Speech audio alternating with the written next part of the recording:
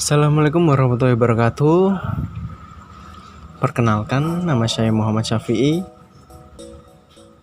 NIM 1807016154. Di sini saya akan menjelaskan tentang studi kasus anak yang mengalami gangguan attention deficit disorder.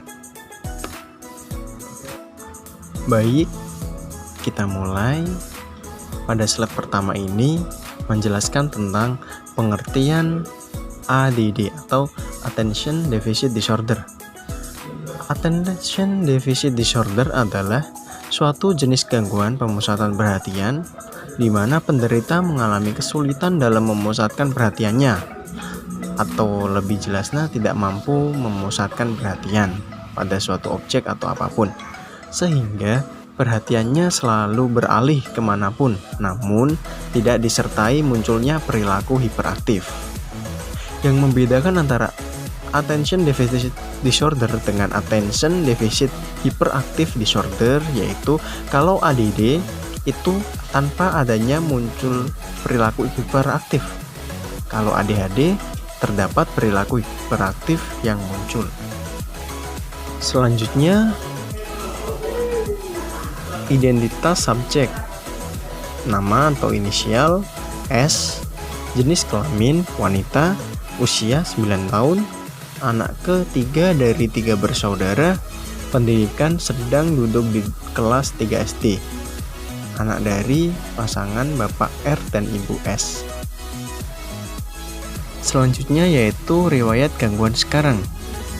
Apa saja sih riwayat gangguan yang dialami oleh anak atau oleh subjek pada studi kasus berikut ini? Yaitu yang pertama, anak atau subjek tidak bersemangat ketika belajar. Ketika subjek belajar di rumah, seringkali semangatnya menurun karena suasana hati yang naik turun. Yang kedua, subjek juga susah fokus di saat pelajaran di kelas. Subjek juga konsentrasinya dalam mengikuti kegiatan belajar sangatlah susah. Sedikit-sedikit subjek mengalami konsentrasi buyar atau memikirkan apapun di luar pelajaran kelas atau memikirkan permainan atau game atau yang lainnya. Yang ketiga yaitu suka melalaikan tugas. Subjek juga sering lupa dalam mengerjakan tugasnya, yang mengakibatkan di pagi harinya subjek sering diberikan hukuman oleh ibu gurunya. Yang keempat, sering melamun di kelas ketika jam pelajaran berlangsung. Selanjutnya yaitu latar belakang kehidupan subjek. Dari yang dituturkan oleh ibunya, bahwasanya anak saya itu lahir dengan keadaan normal saja, seperti yang dialami oleh ibu yang melahirkan pada umumnya. Setelah subjek berumur sekitar 5-6 tahun, perilaku-perilaku yang menandakan gangguan ADD mulai kelihatan. Semenjak itu, subjek mulai memasuki dunia sekolah dasar, yang dimana subjek mulai untuk keluar dari zona nyamannya. Beberapa hari setelah memasuki sekolah, subjek sering kali merasa sedih ketika masuk sekolah. Karena apa? Karena respon yang diberikan oleh teman-temannya itu malahan menyurutkan semangatnya untuk mencari ilmu. Rata-rata teman seumurannya sering mengejek subjek dengan menyebutnya dengan kata-kata kasar yang sebenarnya tidak diperbolehkan untuk diucapkan oleh orang seumurannya. Contoh mengundangnya dengan kata bodoh atau kamu itu bodoh atau yang lainnya. Setelah beberapa tahun di sekolah dasar, perilaku ADD yang dialami semakin lama semakin muncul yang mengakibatkan prestasi anak saya semakin menurun karena susah untuk berkonsentrasi dalam pembelajaran berlangsung dan juga susah untuk fokus belajar. Kemudian latar belakang subjek dari sudut pandang keluarga, yaitu dari keluarga sendiri atau dari keluarga subjek sendiri sebelumnya belum mengakui bahwa anaknya mengalami gangguan ADD.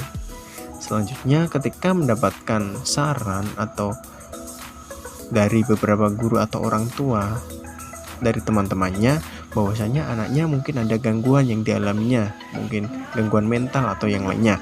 Pada saat jam pelajaran berlangsung, subjek susah sekali fokus pada pelajaran dan berpikir kemana-mana dan susah untuk berkonsentrasi memahami pelajaran. Tutur guru kelas subjek. Akhirnya, setelah mendapat beberapa saran, keluarga subjek membawa subjek ke psikolog yang terdekat dari daerahnya supaya bisa diperiksa atau didiagnosa terlebih dahulu.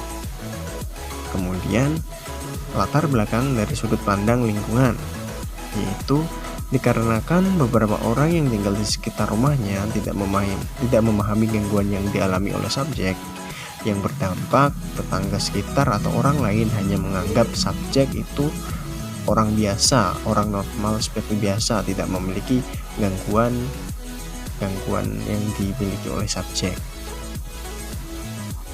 Baik, selanjutnya yaitu dinamika psikologis atau kondisi psikologis subjek. Dilihat dari kondisi perkembangan sosial subjek, yaitu yang pertama, subjek masih kesusahan dalam memperlihatkan kemampuan diri untuk menyesuaikan dengan situasi yang dihadapinya. Seperti contoh, ketika sedang berkumpul dengan teman-temannya, subjek merasa susah menyesuaikan dirinya. Yang kedua, subjek juga sering kali melakukan sesuatu tanpa berhati-hati. Bisa dikatakan sering tergesa-gesa dalam melakukan aktivitas apapun. Yang ketiga, subjek juga masih susah untuk mengenali perasaan diri sendiri. Kemudian, kondisi perkembangan emosi subjek. Subjek juga sudah mampu mengendalikan emosi pada dirinya. Subjek juga mampu untuk tidak mengganggu temannya di kelas.